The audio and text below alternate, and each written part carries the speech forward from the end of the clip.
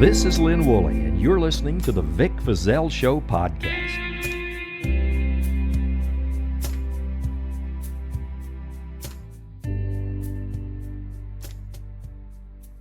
You had this successful radio show on the FM Yeah. with these characters that everybody in town loved, except for maybe 4C, 4C College, which I don't think they exist anymore. Probably not. Yeah. But everybody loved it, and it was making Robert Weathers money because it was popular, and people were listening to this FM, and this was kind of in the beginning of FM getting more popular and more listened to than AM, and then one day Robert Weathers does something pretty strange to Lynn Woolley and Steve Cannon. I mean, here they've got this successful show, Jonathan, and you would expect Robert Weathers, the owner of the station, to be happy about that and bring him in and say, "Hey guys, I got a bonus for you. Thanks. Keep up the work." But what do you do, Lynn? He called me in, actually. I don't think Steve was a part of this. He called me, but Robert wanted a witness. So he called me into the AM control room when Rick May was on. Now, Rick May is still a friend. He hangs around Waco still, and I believe maybe the voice of the Baylor Lady Bear basketball team, if I'm not mistaken. So he's still around and still doing a lot of things. And the Lady Bears are doing great. Yeah, they're amazing. So when with Rick listening as a witness, he said to me, there's a lot of people in Waco that are just not happy with Vic Feazell. He said, and the upshoot of it was, we need to get Vic Feazell, and I want you to go out and do a series of stories. You can interview people, find people that have a problem. Essentially, I can't remember verbatim the conversation. It's been a long, long time ago. It's been 30, 40 years ago.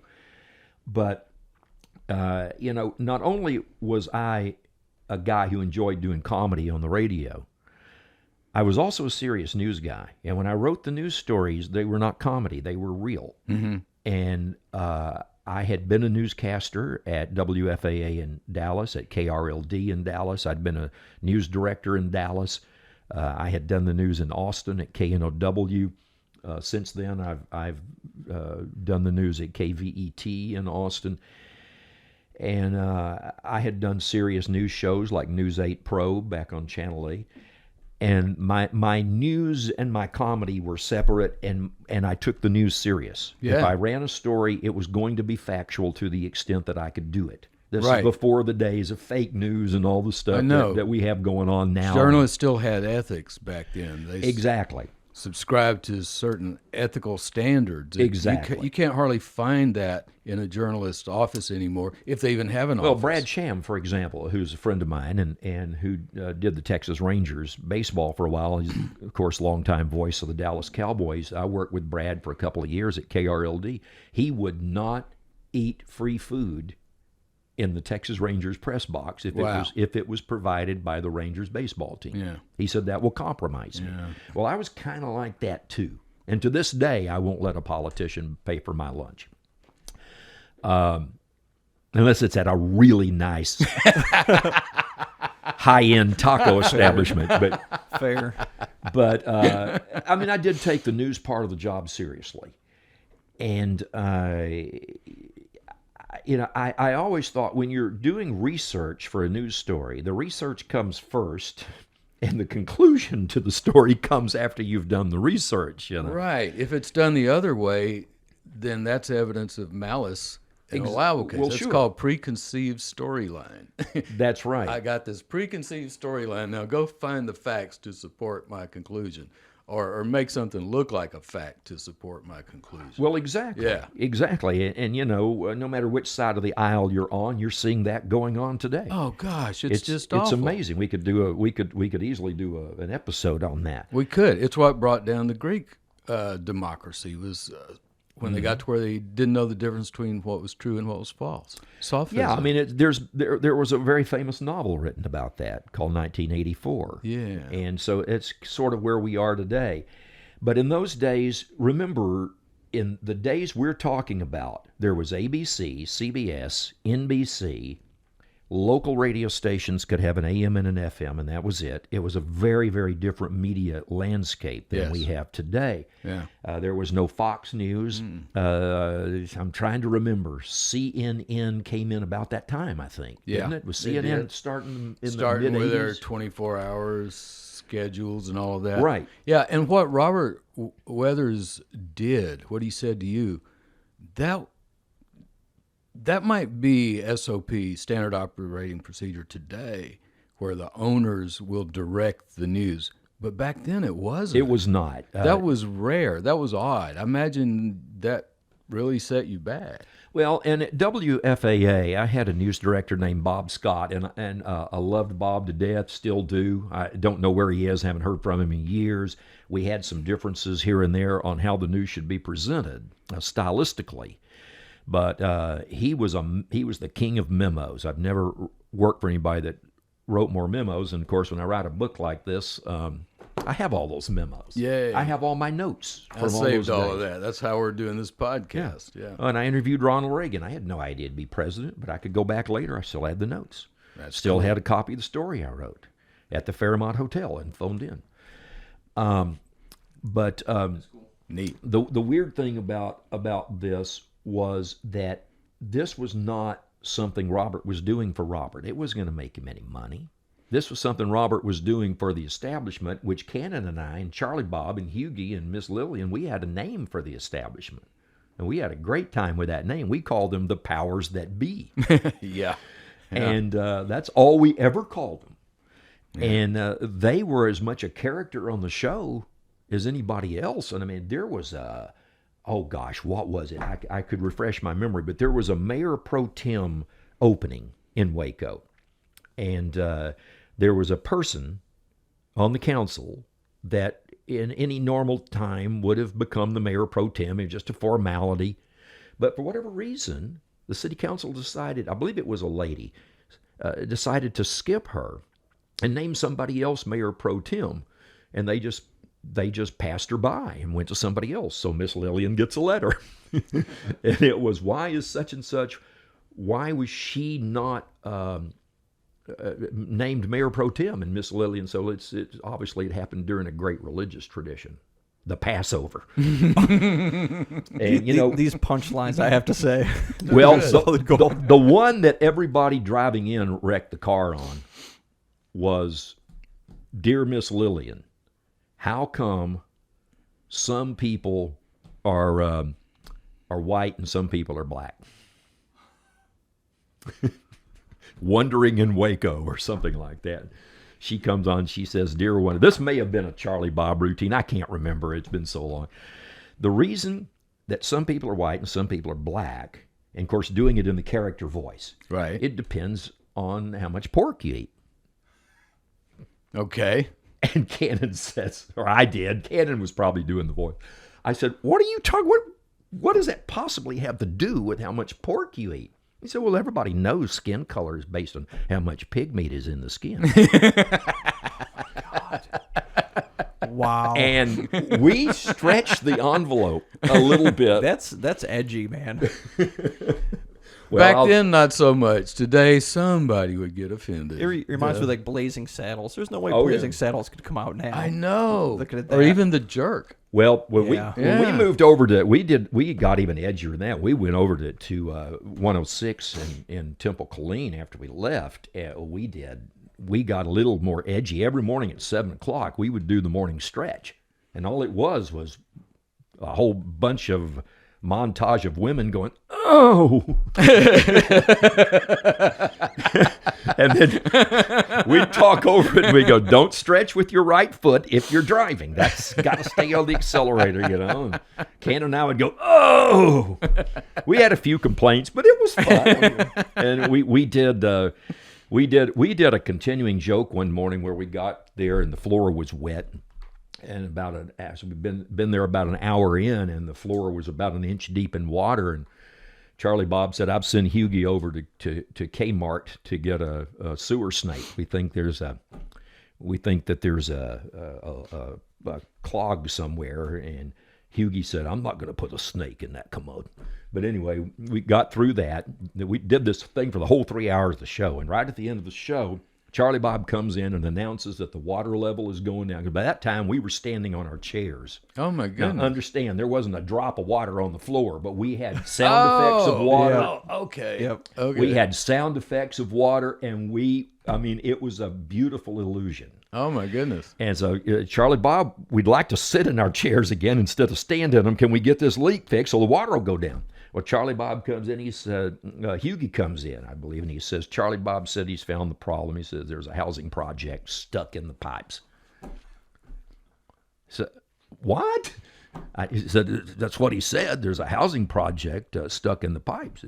And he said, well, what were his exact words? He said his exact words was somebody flushed a bunch of condominiums down the sewer. Come on.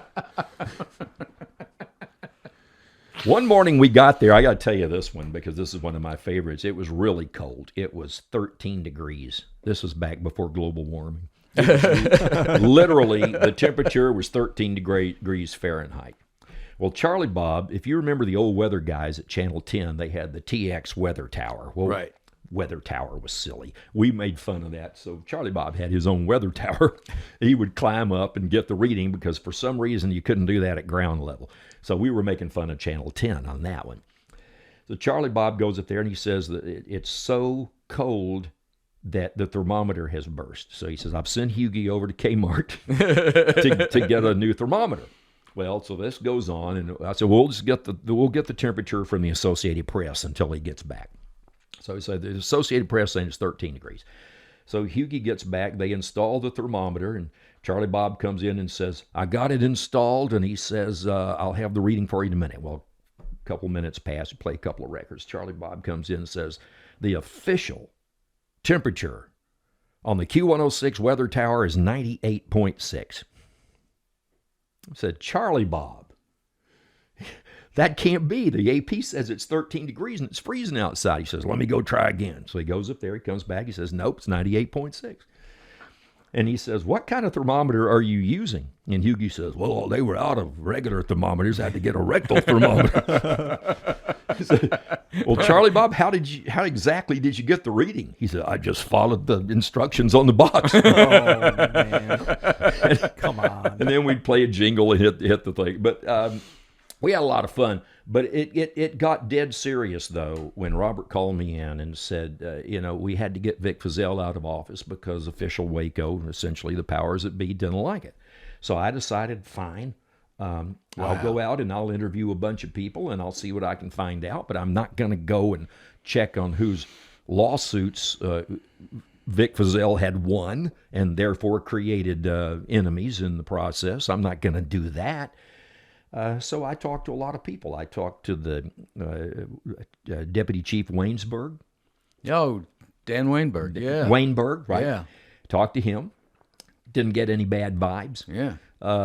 Talked to a few other people. Didn't get any bad vibes. Went to Betty Denton, who was her husband Lane Denton had been a state rep. She was a state rep herself.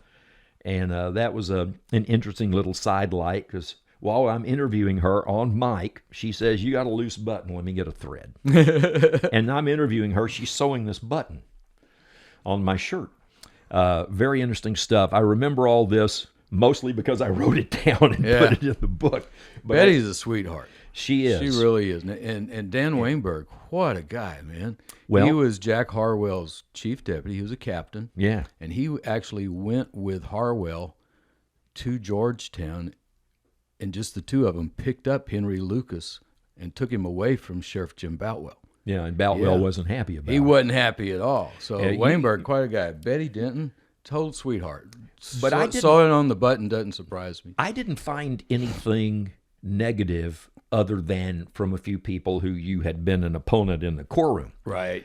Right. I had not had time to do anything that was bad. I was the son of a Baptist preacher. Well, I worked my way through college. I worked my way through law school. I didn't even have a passport. I had no bad habits. I didn't do drugs. I wasn't cheating on my wife. I didn't have any expensive hobbies. I didn't even play golf. So, but you did have two things. What? You had two incredibly high-profile cases Yeah. sitting on the table when you took office. Yeah. And the first one, I think, is worth noting. You may not want to talk about it in depth, but that was the Lake Waco triple murders where Raylene Rice, Joe Montgomery, and Kenneth Frank were badly mutilated and murdered at Caney Park, and their bodies transported to Spiegelville Park. Right. And the prior district attorney, whom I have met since and liked fine, but we weren't getting anywhere. Larry Scott was the police chief at the time, and when you came into office, if I'm remembering correctly, that case was inactive. It was. Yeah, they had already put it on the back shelf. It was a cold case. Yeah. And so, being only a few months old, Yeah. Yeah. it wasn't old enough to be a cold case. Mm-mm. And so, through various and sundry mechanisms and personnel and people like Truman Simons and so on and so forth, some bite marks were discovered on the autopsy photos. Right. And Ned Butler found those. Yeah. Ned Butler, right? He had replaced Dennis Green. And you and I sat in a courtroom together and watched Ned work one time. Yes, we did. And that was Ned was a good lawyer. He was a career prosecutor.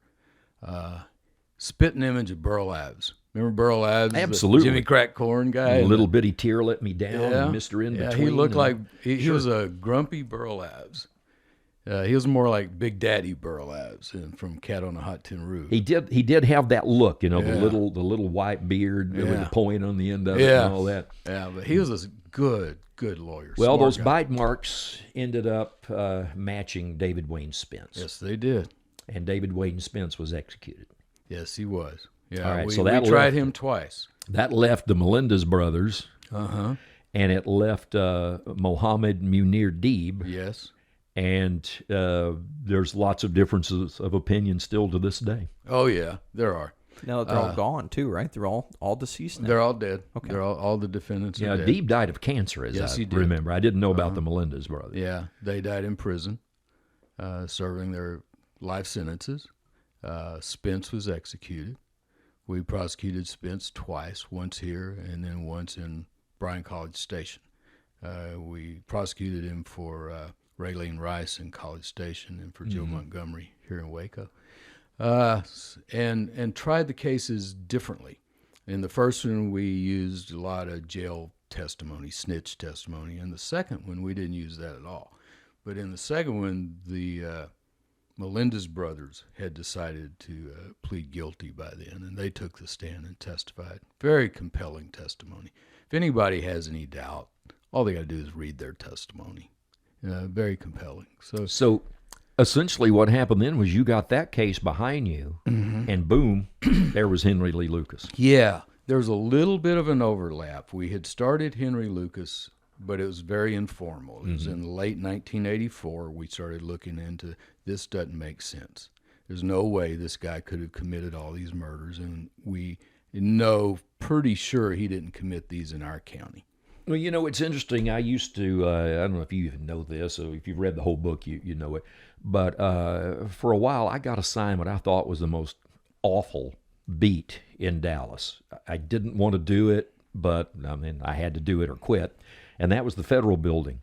I thought, what in the world is ever going to happen at the Federal Building? Yeah. Well, I covered the entire Dallas desegregation school case. Yeah. Judge William Mack Taylor, fascinating. Yeah. I got to interview not once but twice, once by phone, Sarah T. Hughes. Yeah. I knew her well. Yeah. The federal judge that swore in Lyndon Johnson on November 22nd, 1963. I have a funny story about her. I remember getting on the elevator with her and a couple other people. We all punched our floors. It took her to her floor first, and then she got off, and the rest of us got our floor. But and I may remember that wrong, but it's a great story. It is. She let me interview her in her chambers on the occasion of taking senior status. And then I got to interview her by phone the day Lyndon Johnson passed away. Wow. And my gosh, the Hunt brothers had I don't remember what it was. It may have had something to do with their silver deal or whatever it was, but I covered a trial involving the Hunt brothers. Let's see. Elizabeth Carmichael went to that courthouse to be tried. Elizabeth Carmichael was a man who had invented a car and wore a pink feather boa to court. One of the early transvestite stories that you see all the time now. A lot of exciting things have happened in that federal courthouse in Dallas. But I was in the room, the press room one day, the media room up on the 16th floor, and a guy walked over and introduced himself to me as Hugh Ainsworth. Oh, my goodness. Yeah. So I've known Hugh for a long time. My cousin John in Dallas and Hugh are best buddies to this day. They're both part of the Dallas media club, press club, whatever they call it. So Hugh, I knew him. I went, oh my gosh, because I knew Hugh very well from media. He had written a ton of books and was considered a complete expert on the Kennedy assassination. Yeah, really. So much so that he had gotten an offer from ABC, and he worked for ABC for a while. Uh-huh. Well, he's the guy that said, wait a minute, how do you commit a murder in Florida and Texas within 2 or 3 hours or something of each other? That's a lot of distance to travel.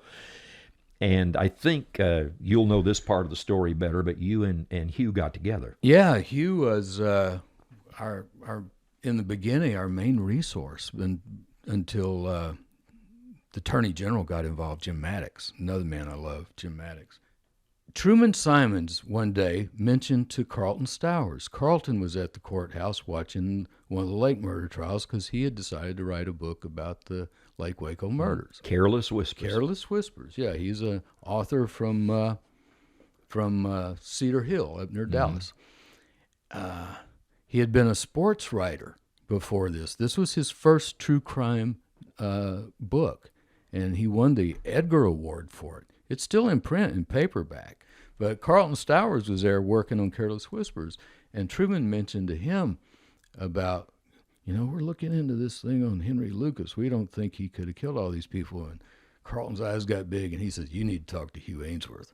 I'm going to introduce you to Hugh Ainsworth. And that's the first time we heard of Hugh Ainsworth. Mm-hmm. And he came down, and we visited, and he showed us. He had already been all over the country figuring out where Henry was. He's the first one who found all the documents in Florida that put Henry in Florida at the time of the Orange Sox murder. I'm so impressed with Hugh's work that a few years ago I wrote a short story, and I named one of the characters after him. I love your short stories, by the way. The one about the clock tower. Oh yeah. Oh God, that's Stephen King quality. It really is.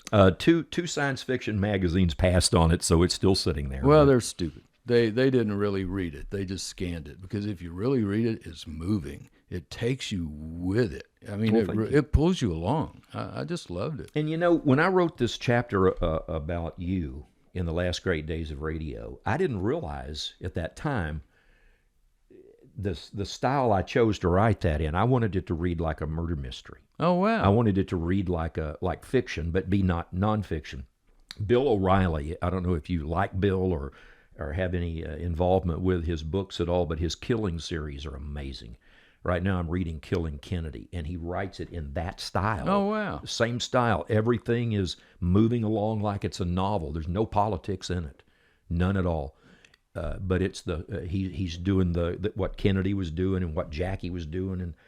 And then meanwhile, here's Lee Harvey Oswald, and he's getting all incensed about what's going on, and it all ties together at the end. Wow! So I feel kind of gratified. Maybe I should have written that into a full book, but Carlton Stowers' book is amazing, though. Yeah, it's a great book, and it won the Edgar Award for his first one. And so now, instead of writing sports, he's got a whole bunch of true crime books that have come in the wake of Careless Whispers that have all been successful. He's just a great writer and a wonderful man. Yeah, neat guy, and a beautiful wife. I always tell him he married above himself, as did I. Yeah, yeah. His wife's name is Pat, and one of my favorite stories about the Lake murder case is that she was watching part of it, and one of the defense lawyers was cross-examining a witness, and his cross-examination was just awful. I mean, it's just awful. And during the break, Pat came over to me and she says, are those guys talking about the defense lawyers like that in real life? And I said, Pat, this is real life. Okay, that's pretty funny. Whoa. Well, I always tell people that I have a pretty good pedigree, and I consider a law degree, and they say, well, how is that? You've never been to law school. And I said, yeah, but I've watched 4 seasons of Perry Mason and 1 season of The Good Wife. I mean, what do you want? Yeah, that'll do it. And you hung around the courthouse a lot. I'll tell you what. I not only did I do a year, which turned out to be amazing because of the Mitchell brothers behind the Green Door case in Judge Porter's court. I mean, there were so many amazing cases that I was able to do, and to actually know Sarah T. Hughes, who is a historical figure now. No kidding. And of course, I covered the Dallas County Courthouse and the county commissioners for a long, long time, and I think a case that they probably study in law school now, the Randall Dale Adams, the Thin Blue Line, where that's somebody needs to reopen that case. Mm-hmm. That's amazing, and I'll bet Hugh Ainsworth could talk about that. There's a chapter about that in here as well. We'll look into that. Randall Dale Adams was accused of killing Officer Robert Wood, and his partner Teresa Turco was there, or Teresa Turk, I can't remember. She got kind of a glimpse of the guy, and they convicted Randall Dale Adams, and then later he was able to find exculpatory evidence, and somebody did a movie. But the thing that nobody ever does is tell us if he didn't kill Robert Wood, who did. Right. And so you can't just stop and say this guy didn't do it, and there's something weird going on there, just like there was with Henry Lee Lucas. I don't know. My gut feeling is that he did it, and he figured out a way to fake some evidence. But that's just my thought. Has to be looked at on its own. Every case has its own legs, and now we've got this new science, and that's helping a lot. If there's any DNA left behind, the way you solve a crime is that when a crime is committed, the way they get caught is they're either seen, or they leave something behind, or they take something with them that they're caught with later, or they confess. Mm-hmm. So you need to go back and look at all of it. And the thing that sometimes is left behind now is the DNA. Used to it had to be a fingerprint or an item of clothing. Yeah, it is crazy. And criminals, as Bruce Wayne said when he was a little boy, are a cowardly, superstitious lot. But it reminds me of one of my favorite Ray Bradbury short stories called The Fruit at the Bottom of the Bowl. A guy goes into a house, commits a murder. There's nobody around. He gets away. He said, did I touch that fruit? He goes back into the house again, and he wipes off all the fruit in the bowl that he can see. Then he leaves, and he's thinking, I wonder about the fruit at the bottom of the bowl. Did I touch any of that? So he goes back, and this goes on, and finally the police find him wiping fingerprints that didn't exist off the fruit at the bottom of the bowl. Yeah, caught by his own obsessive But behavior. most people that commit crimes leave clues they don't even think about because they're haughty. They think they've done a great job. Yeah. Well, to get around that, they had Henry say, my MO, my method of operation is that I don't leave any clues. Yeah. I always do it different, and I never leave any clues, and I never get seen. So let's close all these cases. Yeah. Poor Well, old this Henry. fits his MO. There's no clues at all, so it had to be him. Isn't that convenient? That's crazy. Isn't that convenient?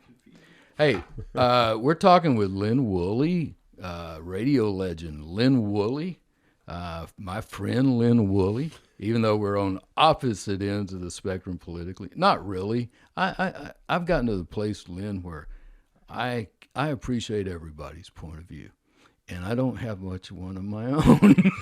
It's weird. And We can talk about that. You asked me a while ago about this Bill O'Reilly. Bill O'Reilly. O'Reilly, see, I can't even put a face to the name because of like 5 or 6 years ago, I swore off TV news, and I don't watch it anymore, and I'm so much happier. Probably so. And I realize you don't really need to know all that crap. Unfortunately, in my case, doing talk radio and writing columns. Oh, you got to do it. Yeah, I have to do it. You got to do it. I watch. I've really scaled back. I only watch about 2 hours of cable news at night, and I only read right now. Well, my Waco Trib subscription just ran out, so I'm reading the Temple Telegram, Statesman online, Morning News online, Wall Street Journal online. Epoch Times comes in the mail. No, I don't have much of a life actually. Yeah. It's a good thing I'm not as a musician that I don't do a lot of current music because I don't know any current music. Yeah. That's not a bad thing, though. That's not a bad thing. That's probably current not. music Benefit. sucks. It's all computer generated. I miss the old music. I do too. I do mean, too. the old music was real. Would the Beatles get a contract today?